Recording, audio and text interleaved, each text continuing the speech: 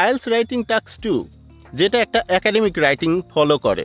Academic রাইটিংটা কি সেটা কিন্তু আমরা অনেকেই হয়তো বুঝি না। সো আজকে একটু আমি বলতে চাই একাডেমিক রাইটিংটা কি।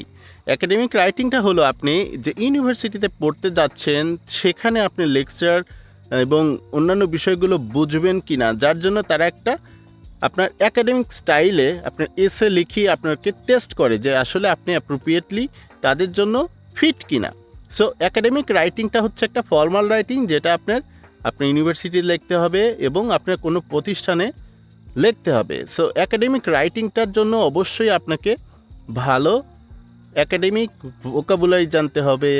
তারপরে আপনার কিছু নিয়মকানুন আছে, যেমন কন্ট্রাকশন ইউজ করা যাবে না, যেমন আপনার একাডেমিক ওয়ার্ডসের মধ্যে সফিস্টিকেটেড যে ল্যাঙ্গুয়েজ সেটা ব্যবহার করতে হবে, ফ্রেজাল ভার্ব ব্যবহার করা যাবে না, তারপরে আপনার ইডিয়মস ব্যবহার করা যাবে না। এই বিষয়গুলো খেয়াল রাখবেন এবং একাডেমিক লেখা যখন লিখবেন অবশ্যই মেক শিওর করবেন আপনার লেখাটা যেন সুন্দর হয়, সফিস্টিকেটেড হয় এবং ফর্মাল হয়। সো ধন্যবাদ, আপনার রাইটিংয়ের যাত্রা শুভ হোক। Thank you, happy writing.